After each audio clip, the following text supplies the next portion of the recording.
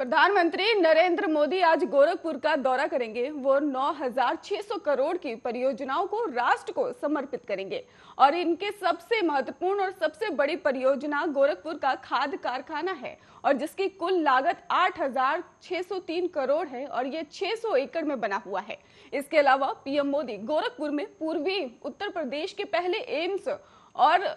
RMRC के hi tech labs का भी उद्घाटन करेंगे और इसके साथ ही गोरखपुर एम्स की कुल लागत 1,011 करोड़ है। ये 112 एकड़ में तैयार हुआ है। ये 300 बेड का अस्पताल है। इसके बन जाने के बाद ही बिहार, झारखंड और नेपाल के मरीजों को बेहतर जो है चिकित्सा सुविधा मिल सकेगी।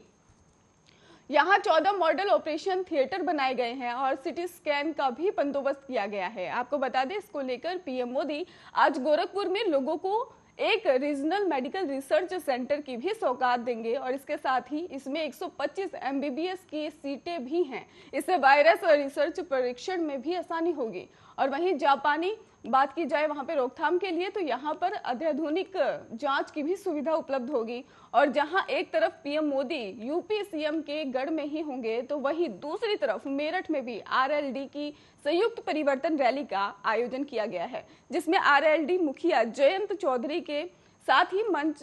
पर गठबंधन के साथ ही अखिलेश यादव शामिल होंगे और इसके अलावा गठबंधन के अन्य साथी भी उस मंच पर मौजूद होंगे। ओम प्रकाश राजभर भी इस रैली में शामिल होंगे।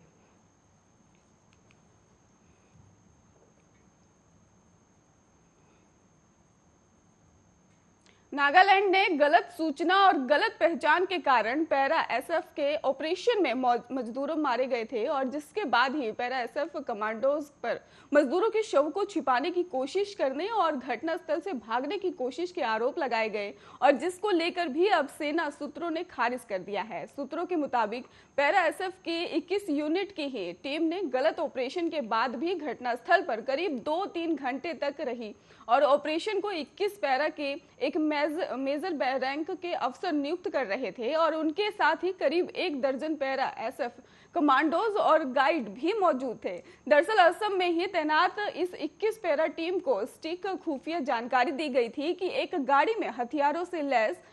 केवाई ग्रुप के ही 8 उग्रवादी सवार हैं और जिस बोलेरो गाड़ी में ही पैरा कमांडोज ने फायरिंग की उसमें भी 8 मजदूर सवार थे। उनके पास भी एक बैरल गन थी और इसे देखकर ही सूत्रों की माने तो कमांडोज ने उन पर फायरिंग की थी और गलत खुफिया सूचना दी और गलत पहचान के कारण खराब हुए ऑपरेशन में पैरा एसएफ कमांडोज ने भी बोलेरो पिक अप वैन में ही सवार 8 में से 6 लोगों को मार गिराया था। बाकी 2 मजदूर जो घायल हुए थे उन्हें उसी पैरा एसएफ टीम ने ही अस्पताल भी पहुंचाया था और इस दौरान ही मेजर ने अपने कमांडोज ऑफिसर में फोन पर बात की और पूरी घटना की जानकारी दी। तो फिर सीईओ ने ही उसी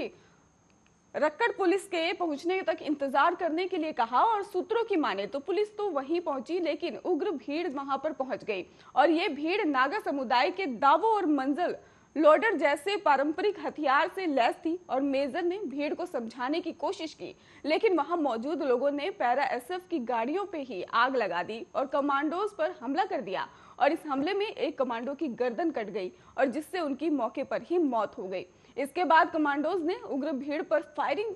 खोल दी और इस फायरिंग में ही 7 लोगों की जान चली गई, लेकिन भीड़ के हमले में ही मेजर गंभीर रूप से घायल हो गए। जानकारी तो ये भी है कि मेजर घायल होने के चलते ही आईसीयू में भर्ती हैं और 13 अन्य कमांडो जो चोट लगने के कारण भी अस्पताल में भर्ती।